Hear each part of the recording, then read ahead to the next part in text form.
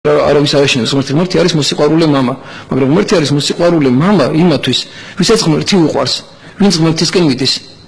ვისაც ღმერთი ძულს, ვისაც ღმერთთან ურთიერთობა არ აქვს, მათთვის ღმერთი მოსიყვარული მამა ვერ იქნება. ერთხელ მე რამაც ჩემი ეკლესიურობა განაპირობა, რაც სადანაც დავიწყე ეკლესიაზე ფიქრი, ერთხელ მაშინ ვიყავ მე-7 მე-6 კლასში ვიქნებოდი,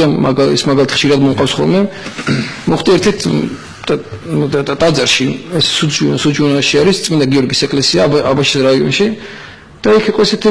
ტრაფარეტი ქონდათ გაკეთებული ტაძრის კარებთან იყო ტრაფარეტი გაკეთებული სიტყვებს აღარანოცო შინ არის გეტყვით რამ ტრაფარეტს რაც ეწერა ტრაფარეტზე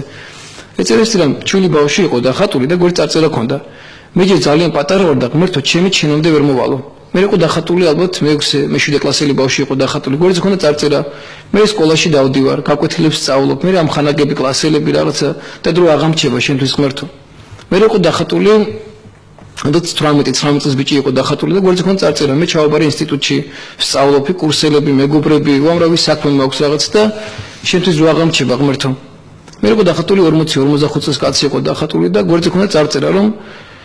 მე ცოლი მყავს შვილი მყავს სამსახური მაქვს მუშაობ მე გასვენება ქორწილი უამრავი რაღაცა და დრო შენთვის აღამჩება ღმერთო მე იყო დახატული იყო მოხუცი ადამიანი და გვერდზე ქონდა წარწერა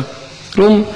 მე უკვე დავბერდი ფიზიკურად აღარ შემიძლია რომ ვიმარხულო ტაძარში უკვე ვეღარ მოვდივარ ფეხზე ვეღარ ვდგები წელი ძალიან მტკივარ რაღაც მომრავი მიზეზი და ვეღარ მოვდივარ ღმერთო შენამდე და ბოლოს იყო ეს ადამიანი გარდაცვლილი უკვე კუბოში იწვეს ადამიანი